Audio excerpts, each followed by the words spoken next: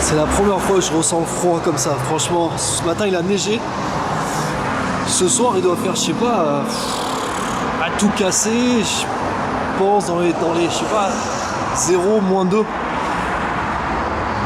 là l'idée ce soir c'est évidemment de trouver une alternative à ne pas dormir dehors. Donc comme vous avez vu sur les épisodes d'hier, j'ai réussi à trouver un tout petit espace tout en haut de cet appartement ici. Voilà. C'est une espèce de résidence appart, je sais pas ce que c'est en fait. Et je vais aller tout en haut en fait et je vais pouvoir, je l'espère, squatter tranquillement cette nuit. Espérons qu'il n'y ait pas de soucis. Allez, à tout de suite.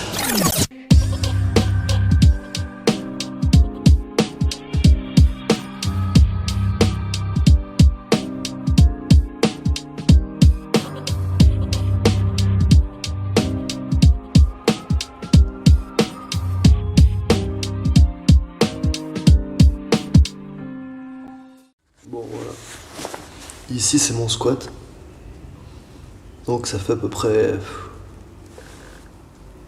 je sais pas, 1 mètre carré. Je me sens vraiment dans une cage là, j'ai l'impression d'être un animal en fait, sérieusement.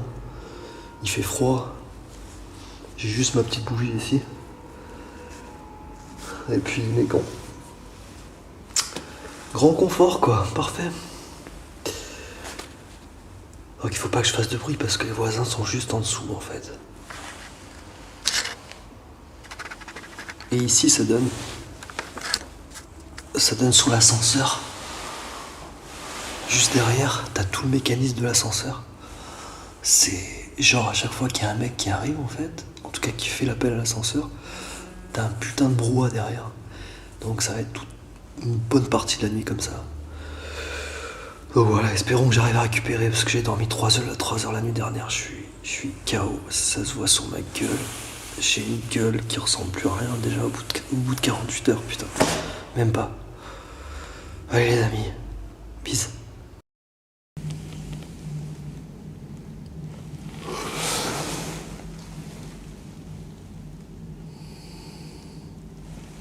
Putain, j'ai quasiment rien dormi cette nuit encore. Franchement, ça commence à être chaud là.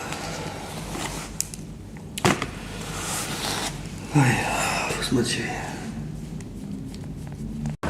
Ok les amis. Bon alors ça fait plus de 48 heures que je suis dans la rue. Et je peux vous dire que j'ai un sentiment qui commence à s'instaurer. C'est le fait que j'ai l'impression en fait d'être totalement transparent. Et ça fait chier, totalement transparent. Ok les amis. Donc je me pose 2 minutes pour vous parler un peu de mon expérience au bout de 48 heures. Donc malheureusement j'ai pas pu voir beaucoup de SDF, en tout cas français. J'en ai croisé un mais il était en train de marcher, j'ai pas pu l'interpeller pour discuter avec lui. J'ai essayé de chercher Didier, vous l'avez vu, mais bon. Le Didier il désquatte de squat en squat, impossible à trouver. Par contre, bon, j'avoue quand même qu'au bout de 48 heures, ça commence un peu à chauffer là, à chauffer ou à se refroidir du moins. Parce qu'il y a un truc qui est important à prendre en compte et je me rends vraiment compte justement, c'est le cas de le dire, c'est que putain, ta fierté en fait, elle en prend un sacré coup quoi. Un sacré coup dans le sens où voilà, tu te lèves le matin, t'es pas forcément dans les meilleures conditions d'hygiène. Tu te couches le soir, c'est pareil. T'as la faim au ventre. T'es de plus en plus fatigué, ça se voit certainement à ma gueule. Et du coup, t'as pas cette fierté d'être un citoyen normalement constitué, entre guillemets, d'avoir ton propre petit confort. Et là, le regard des gens commence à rentrer en ligne de compte. Je vous parle même pas de la quête, parce que ça, c'est encore plus méprisant que tout. Mais juste le regard de l'autre sur toi-même, en fait. Tu te dis, merde.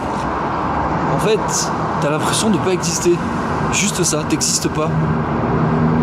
Et ça commence à profondément me faire chier en fait. Donc j'essaye de supporter ça, mais j'avoue que c'est pas si simple que ça, franchement, en si peu de temps. En plus j'ai l'impression de maigrir de jour en jour, donc j'ai plus la même... Je sais pas, tu vois, c'est comme si c'est mes muscles qui ressentaient mon état psychologique quoi. C'est genre, vas-y mon garçon, sois fort. Mais non, je peux pas. Comment tu veux que je sois fort dans cette situation? En tout cas, j'essaie de l'être. 48 heures, c'est déjà beau dans la rue. Mais bon, voilà, on continue le périple.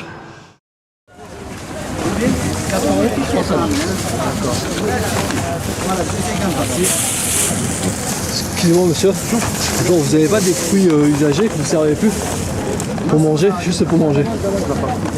Ah, vous avez juste des fruits Ah bon, vous n'avez pas à donner à tout hasard? Non monsieur. Même pour manger? Non monsieur, pour manger aussi. Moi pour manger il faut que je travaille. Et vous croyez que je travaille pas moi? Je sais pas monsieur. Je travaille, je suis un SDF temporaire. Ah, ça arrive. Oui, ça arrive mais bon. Bon, ça va, merci, c'est pas grave, c'est cool.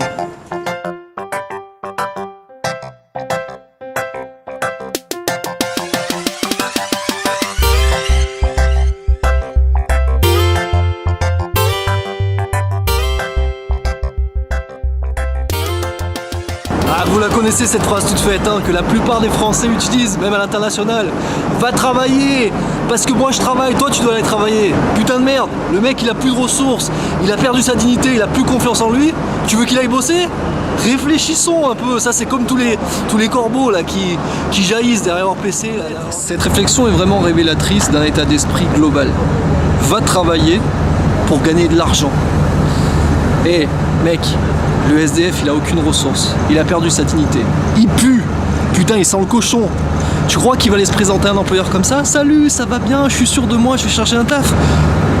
Et réfléchissons un petit peu au-delà de la superficie.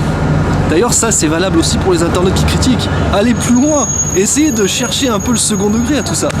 Parce que si on reste comme ça sur des a priori toute notre vie, franchement vous savez quoi? Notre monde, il est loin d'aller mieux. Et c'est en changeant les choses, comme je le fais, comme j'essaye de le faire, qu'on peut y arriver les enfants. Donc ça c'est important, et je sais qu'on va me critiquer, on va me blâmer, allez-y, faites-vous plaisir. Mais j'en ai strictement rien à foutre, au contraire ça me motive, ça me donne l'envie de vous montrer qu'on est capable de faire des choses. Et ça c'est important. Bon, peut-être que chez McDo on aura plus de chances de choper un truc. C'est une enseigne américaine, il y a un peu plus d'ouverture d'esprit. Dirigé à la française, mais peut-être un peu plus d'ouverture d'esprit quand même. Hein, on va essayer. Merci. Excusez-moi, pourrais-je parler au responsable, s'il vous plaît? Oui, bonjour. Je me présente Vincent. Oui. En fait, je suis temporairement SDF. Oui. Pour en fait une expérience sociale que je fais. Donc je sais pas combien de temps elle va durer. J'aimerais savoir si McDo aide les SDF ou pas. C'est pas possible. Pour nous en fait, c'est pas possible. Ah, vous vendez? Ouais. Ouais, mais tout ce que vous récupérez pas en fin de journée, par exemple, tout ce que. Alors, légalement on n'a pas le droit. Nous, en fait on a pas le droit, surtout qu'on a. Donc on a déjà eu des problèmes, on a déjà eu des récupérations de produits pour les personnes qui n'avaient pas de logement, un produit qui est périmé ou quoi, si, voilà. même si la personne l'a pris chez nous, Oui, c'est ça. si on lui donne, Risque d'empoisonnement. voilà c'est ça. Potentiel. Alors que si elle le vole ou si elle nous Ouais, le prend, etc. Nous c'est plus de notre responsabilité. Du moment où je lui donne un produit, même si c'est un bon geste, etc. Ah d'accord, ça allez, peut- c'est toujours fait. Je m'engage légalement et je suis responsable du produit. Même si on s'autorisait à le faire, quand on se disait ok, bah, on prend ce facteur risque, ce qui n'existera jamais, Ouais, c'est ça. la garde nous l'interdirait. tout simplement. Voilà. Et il n'y a jamais personne, aucun SDF qui vient vous voir pour demander un peu de. Juste arrivé avant, Ah, moi, avant quand j'ai commencé McDo, ça arrivait, maintenant ça fait très longtemps que je l'ai fait. connaissent les règles quoi. C'est ça. le problème. Bon, raisonnement très intéressant. Ça me donne envie de jouer un petit morceau de piano, tout ça.